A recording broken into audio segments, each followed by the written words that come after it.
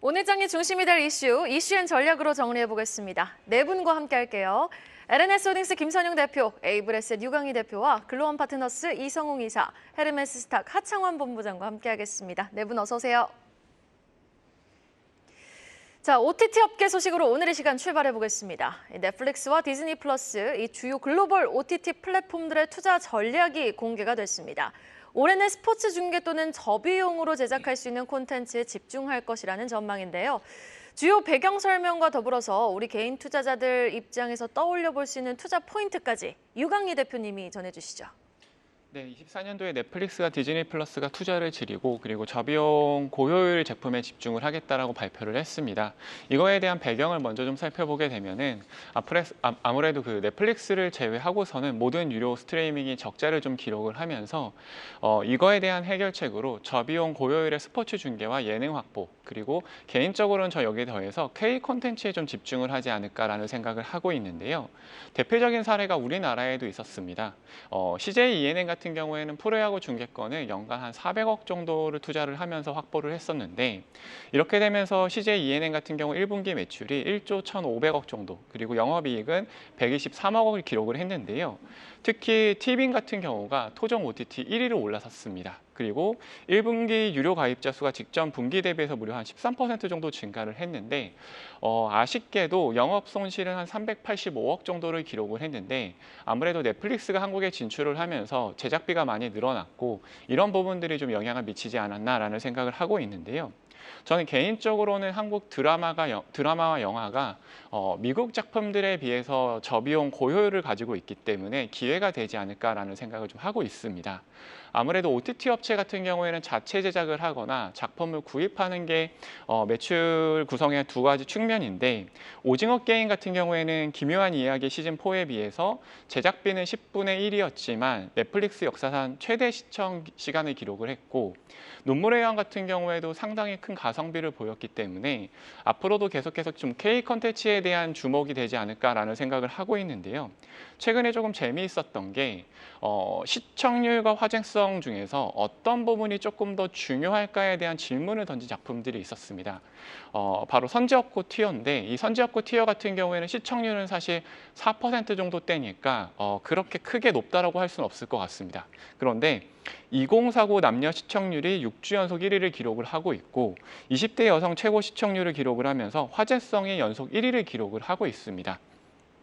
그렇게 되면서 다시 본방사수에 대한 단어들이 등장을 하면서 상당한 화제성을 띠고 있는데 개인적으로는 시청률이 4%지만 화제성이 또 1위를 기록을 하면서 기존에 보지 않았던 시청자분들이 다시 유입되면서 마케팅 측면에서도 상당히 매력적인 작품으로 생각을 하고 있는데 이렇게 과연 저희가 투자를 했을 때 시청률은 낮지만 화제성이 상당히 좋은 작품들을 어떻게 해석을 해야 될까에 대한 고민이 필요한 시점이 아닌가 생각을 하고 있습니다. 네, 그럼 지금 국내 증시에서 선제업고 티어 관련주는 CJ ENM입니까? 네, CJ ENM이 아무래도 좀 강력하게 관련주로 볼 수 있을 것 같습니다. 네, 알겠습니다. 요즘 드라마 많이 보시는군요, 여러분들. 자, 미국 작품에 비해서 저비용, 고효율, 매력이 있는 국내 콘텐츠 업계에 기회가 될 수 있다. 이런 긍정적인 전망을 제시해 주셨습니다. 다음 소식 살펴보겠습니다. 미국에서 거래되는 구리값. 구리의 선물 가격이 또 사상 최고치를 찍었습니다. 런던의 구리 선물 가격과의 격차가 기록적인 수준까지 벌어졌다는 점에서 특징적이었는데 그 이유가 어디에 있는지 또 고점 부분에 머물고 있는 국내 구리 관련주에는 어떤 영향을 줄지 하창원 본부장한테 들어보겠습니다. 네, 말씀해 주신 것처럼 이제 미국 상품 거래소와 이제 LME 거래소에서의 이런 구리 가격 차이가 좀 발생을 하게 됐는데요. 통상적으로는 이제 가격 차이가 이제 뭐 한 $100 이하 정도로 차이가 나는데 이번에는 $1,000 이상 차이가 나면서 아무래도 이 투기적인 부분들이 좀 반영이 됐다라는 평가가 나오고 있습니다. 그만큼 구리에 대한 최근 수요라든지 이런 이벤트들이 발생을 하고 있기 때문에 이제 투자자들의 기대감이 좀 크게 나타나고 있다라고 보시면 좋을 것 같고요. 시장에서는 이제 미국 시장의 프리미엄이 하락할 것으로 예상한 공매도 투기 물량들이 좀 상당히 들어왔다라는 부분에서의 좀 가격 급등이 나왔다라고 평가를 하고 있는데 최근에 뭐 AI에 대한 이런 흐름들과 뭐 데이터 센터에 대한 부분들 그리고 이제 운임 지수도 상당히 좀 회복을 하고 있는데 만약에 그러한 부분들이 경기 확장에 대한 부분으로 넘어간다라고 한다면 닥터 쿠퍼로 불리는 구리에 대한 수요가 상당히 높아질 수밖에 없는 환경으로 나아가고 있다라고 보시면 될 것 같습니다. 일단은 구리 가격이 상승을 하게 된 가장 첫 번째 트리거는 이제 생산에서의 좀 문제가 발생을 한 건데 아무래도 이제 기후 변화에 따른 주요 광산들에서의 채굴량이 상당히 많이 감소를 하고 있었던 부분들 그리고 한동안 경기가 그렇게 크게 좋지 않았기 때문에 구리에 대한 수요 자체가 그렇게 높지는 않았거든요. 그렇기 때문에 전방위적으로 구리 광산에 대한 투자 기조가 조금은 줄어들었었던 상황들이 있었습니다. 그러다 보니까 생산량은 일정하게 가야 되는데 이제 환경에 따른 영향으로 구리 생산에 대한 감소 흐름들이 나타났고 AI라든지 이런 이벤트가 부각이 되면서 이제 전선에 대한 수요, 구리에 대한 수요가 워낙 크게 높아지다 보니까 관련된 부분의 수요와 공급의 차이에 따라서 가격이 좀 급등하고 있다라고 이해를 해보시면 좋을 것 같습니다. 일단 뭐 칠레라든지 주요 광산업 그 나라들에서 다시 한번 광산에 대한 투자를 확대를 하겠다라는 내용들이 있어서 앞으로 점진적인 생산량은 확대가 되겠지만 이게 광산이라는 게 투자를 한다라고 해서 바로 직접적으로 생산량이 바로 급증하는 것은 아닙니다. 그러다 보니까 해당 부분에서 좀 시간은 필요할 것 같고요. 최근에 이제 전선이나 변압기들에 대한 뭐 산업 리포트들 읽어보시면 이 교체에 대한 주기가 워낙 크게 나타날 수밖에 없다라는 점 그리고 미중 갈등에 따라서 중국 외 지역에 또 이제 해적 케이블부터 시작해서 전선 케이블을 깔아야 된다는 점을 봤을 때 추가적으로 수요단에서는 굉장히 크게 늘어나지 않을까라고 보고 있습니다. 그래서 한동안 구리 가격에 대한 상승 기조는 유지가 되지 않을까라고 보고 있고요. 그런 관점에서 본다면 관련주들에 대한 움직임도 상당히 좀 강해질 수 있겠습니다. 그래서 뭐 대표적으로 이구산업이나 뭐 LS 이런 기업들이 좀 주목을 받지 않을까라고 보고 있고요. 금일 신문 봤을 때도 LS 전선의 가동률이 100%로 굉장히 이제 수요단에서의 이런 움직임이 가파르게 진행이 되고 있다는 내용이 나왔는데 LS 전선에 대한 투자를 하기 위해서는 LS로 볼 수밖에 없거든요. 그래서 그런 움직임이 나온다라고 한다면 일부 전선과 뭐 구리 관련된 종목군들도 금일장에서도 상당히 좀 강한 흐름들이 나타나지 않을까 정도로 정리드리겠습니다. 그런데 궁금한 포인트가 하나 있어요. 이렇게 구리 가격이 올라서 가격 전가가 돼서 이제 전선 업체들은 또 프라이스를 올릴 수 있겠지만 마진율이 그렇게 크지 않다라는 이야기도 들어봤거든요. 이 부분에 대해서는 또 어떻게 생각을 해야 될까요? 맞습니다. 이제 P를 올린다고 해서 마진율이 뭐 극대화가 되는 것은 아니지만 절대적인 Q가 동반해서 상승을 하고 있기 때문에 P와 Q가 동시에 상승을 한다라고 보시면 좋을 것 같고요. 해당 부분에 대한 고민은 이제 Q단에서의 문제가 발생을 했을 때를 보셔야 되는데 과거 이제 전선에 대한 사이클을 봤을 때 뭐 변압기도 마찬가지고 PPI 사이클이 지난 사이클에서는 6년 정도 진행이 됐거든요. 근데 이번에는 2년 정도 올라와 있습니다. 그럼 과거와 동일한 수준으로 가더라도 PPI 수준이 아직 4년의 상승 기조가 남아 있다라는 건데 저번과 이번에 좀 다른 게 뭐냐면 60년대에서 70년도에 설치되어 있었던 노후 변압기가 워낙 많다 보니까 네. 그 Q단이 엄청나게 높은 상황이고 거기다 AI 데이터 센터까지 붙어주는 상황이기 때문에 절대적인 Q의 양이 이전과는 상당히 많이 다르다라는 점입니다. 그래서 마진율에서 일부 좀 하락이 되더라도 절대적인 Q가 늘어나게 된다면 총량이 늘어날 수밖에 없기 때문에 생산량, 매출이 네. 늘어날 거다 이렇게 그렇죠. 예상하시는 거네요. 네, 맞습니다. 그래서 그런 부분에서 본다면 아직까지 룸은 좀 충분히 남아있지 않나라고 생각을 하고 있습니다. 네, 알겠습니다. 여기서 P는 프라이스 가격, Q는 퀀티티 물량을 말하는 거죠. P와 Q가 어떻게 좀 더 같이 늘어나는지 여부 주목해 보시면서 52주 신고가 기록하면 상승 탄력 이어가는 LS, 또 이구산업, 일진전기까지 계속해서 관심 가져볼 필요가 있다라는 의견 제시해 주셨습니다. 이어서 점점 강해지고 있는 또 하나의 섹터죠. K-뷰티 화장품 소식도 점검해 보겠습니다. 중국 시장에서 맥을 못 추던 K-뷰티, 활로를 중국 대신 미국과 일본으로 틀면서 시장은 다시금 무섭게 타오르고 있는데요. 이를 증명해주듯 실적이 강하게 찍히며 주가 화력에도 기름을 붓고 있습니다. 이미 많이 오르긴 했지만 화장품 관련주들 감히 또 누가 지금의 고점을 고점이라 칭할 수 있겠습니까? 화장품주 투자 전략 김선영 대표님이 제시해 주시죠. 그동안은 퀄리티는 굉장히 좋았습니다. 근데 문제가 뭐였냐면 너무 중국 시장에 집중되어 있었던 것이 문제였다라고 하고 있는데 최근에 뭐 여러 가지 업종에서 탈중국화가 좀 많이 이루어지고 있는 것 같아요. 뭐 중국이 우리나라에 뭐 사드 뭐 이런 얘기하면서 이제 좀 나간 그 이후에 굉장히 뭐 오랜 기간 동안 부진했던 K-뷰티 산업이 좀 부활하니까 국내 화장품 관련 기업들의 주가가 모처럼 좀 좋은 모습을 보여주고 있습니다. 어제 한국거래소에 따른 지난 금요일 기준으로 화장품 업종 시총 1위 기업이죠. 아모레퍼시픽 주가가 17만 3,900원으로 올해 들어서 한 23% 정도 상승을 했다는 그런 내용이 나왔습니다. 그리고 같은 기간 동안 LG생활건강 같은 경우는 17% 그리고 VT는 한 53% 급등했다는 그런 내용이 나왔는데요. 어제 주가 상승세는 1분기 어닝 서프라이즈 영향으로 풀이가 됩니다. 뭐 당연할 수밖에 없는 것 같고요. 실제 관세청에 따르면 1분기에 화장품 수출액이 23억 달러, 우리나라 돈으로 한 3조 조금 넘어가는 그 정도의 금액이 나왔다고 하는데 전년 동기 대비해서 21.7%가 증가했다고 합니다. 뭐 1분기 기준으로 역대 최대 수출액을 달성했다는 그런 좋은 소식이 나왔는데요. 아모레퍼시픽이 1분기 영업이익은 YOY로 12.9% 증가한 727억 원 정도를 기록을 했습니다. 같은 기간 동안 LG생활건강은 YOY로 증가한 1,510억 정도가 달성이 됐고요. 클리오 같은 경우도 YOY로 영업이익이 62.5%가 증가했고 거의 한 달 만에 주가가 20% 정도 상승했다는 부분이 좀 긍정적인 것 같습니다. 또 미국의 아마존 입점에 이어서 이제 코스트코 오프라인 입점을 앞두고 있는 마녀공장, 뭐 여기 홀슈적 이거에 대한 어떤 기대감도 좀 있는 그런 상황이고요. 업계는 사실 그간 좀 많이 아팠지만 이제 중국 시장에 대한 의존도를 좀 낮추고 미국과 일본 시장을 집중 공략한 전략이 실적의 개선세를 이끌었다라고 좀 보시면 될 것 같습니다. 우리나라 화장품이 미국으로 대표되는 비중국 지역에서 인기를 끌고 있고 그리고 중국 화장품 시장이 회복되고 있다라는 그런 얘기가 나오고 있어요. 그동안 너무 안 좋았고 재고가 쌓이고 있었는데 1분기 기준으로 중국 화장품 유통사들의 화장품 재고가 예상보다 좀 빠르게 소진이 되고 있다는 부분이 좀 좋은 점인 것 같습니다. 정말 쉽게 말씀드리면 원래 중국에서 많이 팔았는데 많이 팔던 쪽에서 매출이 확 줄어가지고 다른 쪽 판로를 찾아서 미국과 일본에서 잘 팔리고 여기서 굉장히 잘 팔리고 있는데 원래 잘 팔리던 중국도 다시 살아나게 되면서 전반적인 매출이 앞으로도 기대가 된다라고 좀 정리해 보시면 될 것 같고요. 이에 따라서 중국 시장이 좀 살아나게 되면은 앞으로도 매출이 더 올라갈 수 있는 그런 업사이드가 충분하니까 화장품주는 한동안은 계속 관심 가지시면 좋을 것 같다는 말씀드리겠습니다. 네, 아모레퍼시픽이 23%, LG생활건강 17% 올 들어서 이렇게 상승했다. 하지만 장기 투자자들 분들은 전혀 기쁘지 않습니다. 지금 그동안에 너무 많이 떨어졌는데 지금 소폭 상승을 하고 있는데 계속 쭉쭉 달리기를 바랍니다. 특히 오늘 중국 정부가 인민은행이 이제 기준금리 결정하는 거 내놓습니다. 계속 부양책 내놓고 있는데 오늘 어떤 또 발언을 내놓을지 좀 지켜봐야 될 것 같고요. 자, 이어서 개별 기업 소식 하나 살펴보도록 하겠습니다. CJ 대한통운이 북미 지역 공략에 속도를 냅니다. 미국 뉴센츄리 지역에 콜체인 물류센터를 구축한다. 이런 소식이 전해졌는데 CJ 대한통운 현재 주가는 지난 2월 초 고점 대비 20% 정도 조정을 받았습니다.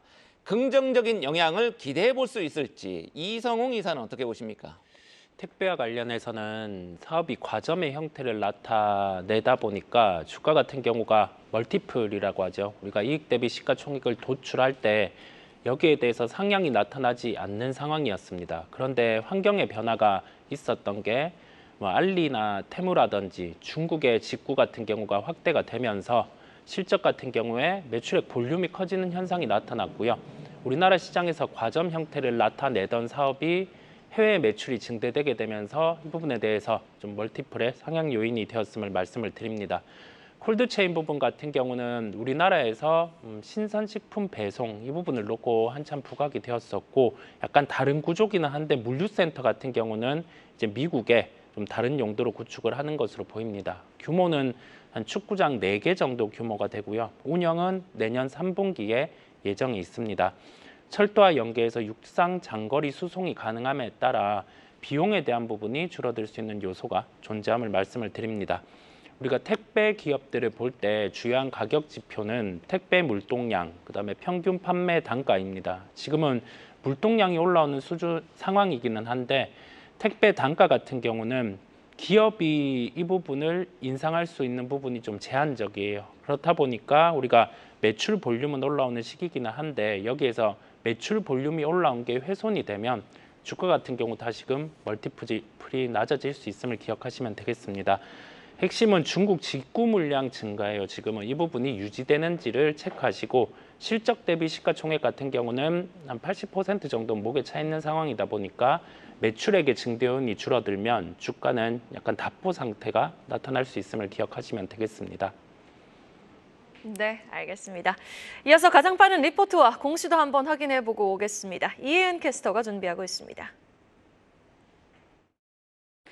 오늘 아침에 나온 리포트 정리해드리는 가장 빠른 리포트앤 공시 시간입니다. 상향 리포트로는 오늘 NC소프트와 파마리서치 리포트가 발간됐고요. 대신증권은 주말 사이 리포트를 통해 삼양식품 목표가를 지난 5월 6일 제시한 32만 원에서 5월 18일 50만 원으로 상향 조정했습니다.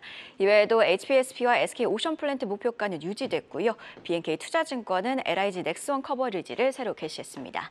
자, 그럼 가장 먼저 NC소프트 리포트부터 확인해 볼까요? RBK 투자증권은 지난 16일에서 17일 NC소프트가 국내 주요 기관 투자자를 대상으로 NDR을 진행했다며 이와 관련해 올해 6월 배틀크러쉬 공개 등을 포함해 3개의 신작 출시와 3개의 해외 진출을 예상했습니다. 그러면서 신작 모멘텀은 하반기부터 더욱 강화될 것이라고 전망했는데요. 따라서 목표가를 25만 원에서 27만 원으로 상향 조정했고요. 이외에도 다양한 경영 효율화 성과와 풍부한 유동성을 바탕으로 한 주주환원 정책에도 관심이 간다고 덧붙였습니다. 이어서 상상인증권은 파마리서치 목표가를 기존의 15만 원에서 18만 원으로 올려 잡았는데요. 1분기에는 의료기기 내수와 화장품 중심으로 고성장했다고 분석했습니다. 그러면서 상반기에는 내수를 중심으로 고성장 중이며 수출의 경우 하반기에 증가할 것으로 기대된다고 덧붙였습니다. 또 2024년 3월부터 주가가 크게 상승했지만 올해 추정 실적과 영업 실적 성장률을 감안하면 주가는 아직 저평가 수준이라고 진단했습니다. 다음은 목표가가 유지된 HPSP입니다. BNK 투자증권은 HPSP의 2분기 실적의 경우 작년 하반기 수주 감소의 영향으로 부진할 것으로 예상되나 하반기에는 급성장할 것으로 전망했습니다. 또 최근 자사주 매입을 공시했다며 이는 주주환원 정책의 시작을 알리는 신호라고 해석했고요. BNK 투자증권은 목표가는 기존의 5만 8천 원으로 유지했으나 다시 진입할 시점이라며 투자 의견은 보유에서 매수로 상향 조정했습니다. 마지막으로 BNK 투자증권은 LIG 넥스원과 관련해 투자 의견은 매수, 목표가는 20만 원으로 커버리지를 게시했는데요. 향후 루마니아 대공망 관련 유도무기, 미국향 신궁 수주도 이어질 것으로 기대한다고 전했고요.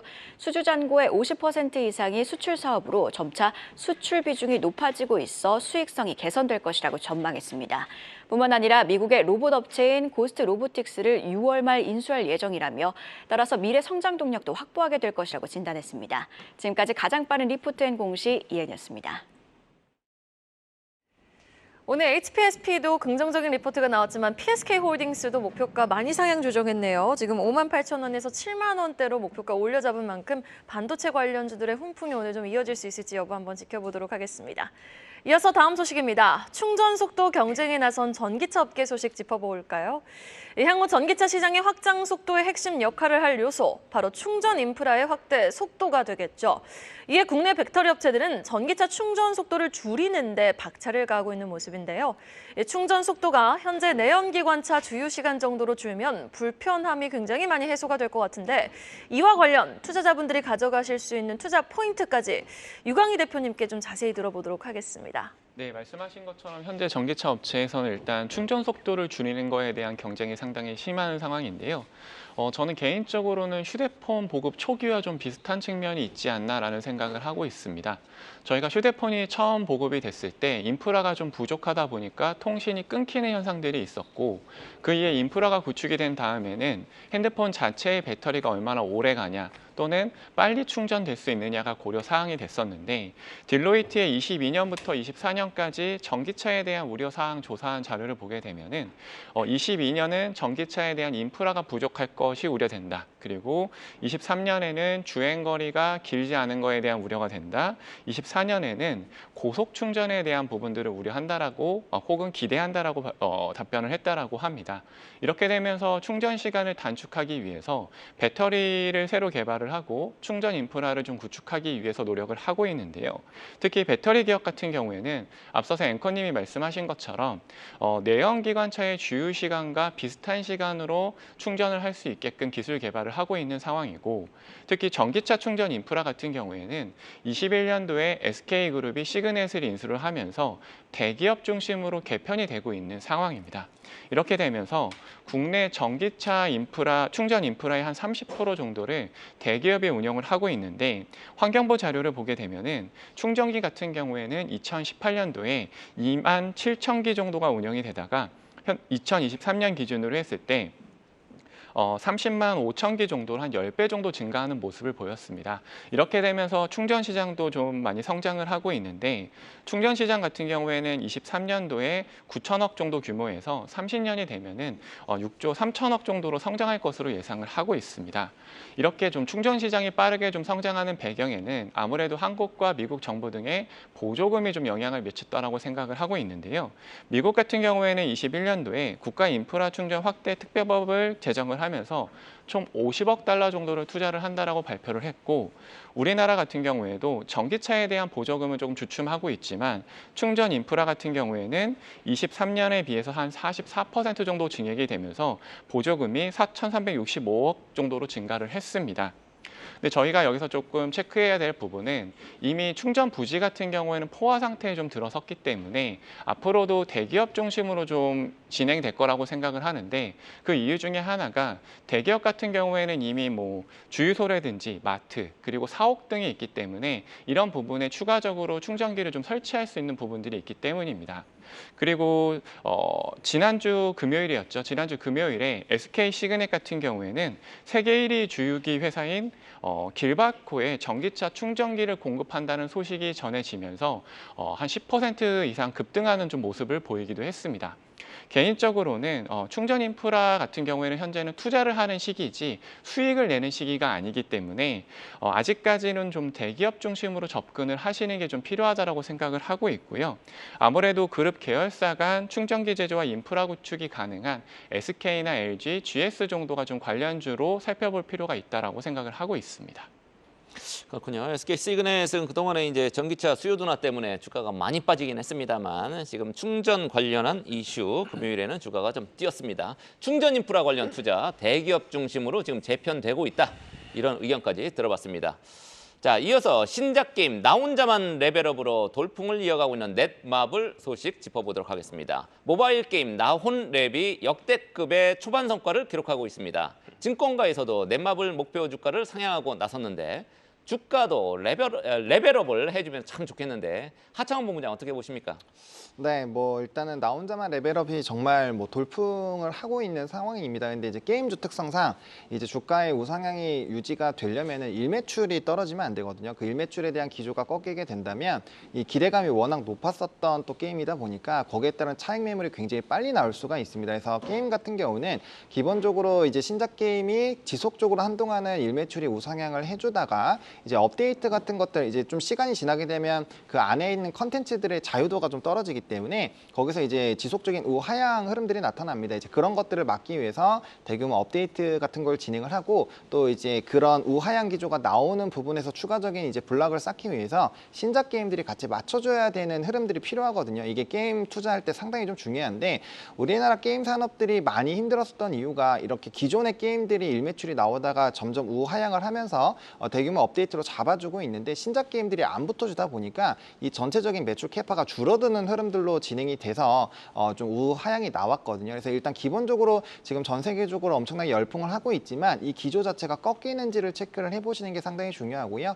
해당 관련된 내용은 뭐 개볼루션이라든지 이런 또 게임 관련된 애플 앱 순위들을 나타내는 그런 홈페이지들이 잘 있으니까 관련된 내용들을 좀 참고를 해보셔야 될 것 같습니다. 일단 증권가에서 일부 리포트 상향도 나오고 있지만 좀 이 흐름들이 과연 유지가 될 거에 대한 의구심도 이미 충분히 좀 있는 상황입니다. 그래서 관련된 흐름들이 좀 필요할 것 같고요. 또 게임의 성장 흐름들이 나오게 된다면 이제 DNC 미디어 같은 이런 웹툰 관련된 종목군들도 아무래도 연관성이 있고 또 게임에 대한 로열티를 가져가는 구조이기 때문에 관련된 종목으로서의 좀 주목도도 필요하지 않을까라고 보고 있습니다. 핵심은 게임이 얼마나 잘 진행이 되는지고요. 그다음에 최근에 게임 산업에서는 신작에 대한 이런 출시 흐름들을 좀 빨리 하겠다라는 내용들이 많이 나오고 있다라는 점, 그리고 AI가 발전하게 되면서 이제 개발 자체를 좀 자체적으로 좀 진행이 되게 된다라고 한다면 게임 산업에서의 굉장히 빠른 흐름들이 나타날 것 같고요. 또 최근에 미국 시장을 좀 진출하는 흐름들이 나타나고 있거든요. 아무래도 콘솔 쪽에서는 또 가장 시장이 규모가 크다 보니까 그런 시장에서의 또 성공 여부가 우리나라 게임 산업에 대한 큰 흐름을 바꿀 수 있는 내용이기 때문에 나 혼자만 레벨업뿐만 아니라 신작에 대한 부분들과 미국 시장에 대한 흐름들까지 같이 챙겨보시면 좋겠습니다. 네, 넷마블은 일매출 찍히는 부분 얼마나 잘 찍히는지 여부 더불어서 DNC 미디어 원작에 대한 IP도 유효한 만큼 DNC 미디어 주가도 지켜보자 하셨고 무엇보다 이 스텔라 블레이드의 성공에 힘입어 IPO 추진이 더욱더 탄력을 받고 있는 업체죠. 시프트업. 현재 증권가에서는 예측하는 기업 가치가 2조 원 규모에 달하는 만큼 그동안 게임주들 정말 고생 많았거든요. 시원한 주가 반등 한번 힘차게 응원해 보겠습니다. 자, 오늘의 마지막 소식은요. 보험주로 마무리해보죠. 이 삼성화재와 DB손해보험 주가가 1분기 호실적 영향의 강세를 이어가고 있습니다. 여기에 호실적 외에도 밸류업 프로그램의 최대 수혜를 입을 것이라는 전망까지 더해지고 있는데, 자, 김선영 대표님, 이미 고점을 탈환 중인 두 기업 추가 상승 여력 좀 어떻게 보세요? 저는 보험주 계속 관심 가지셔야 된다 생각합니다. 왜냐하면 잘 아시겠지만 미국에서도 최근에 워렌 버핏이 보험주를 많이 넣었다라는 그런 내용 아마 여러분 들어보셨을 거예요. 보험주 같은 경우는 기본적으로 배당이 높고 그리고 이제 안정성이 있기 때문에 일단 보험 관련주는 우리나라든지 미국이든지 관심을 좀 계속 가지실 필요가 있을 것 같습니다.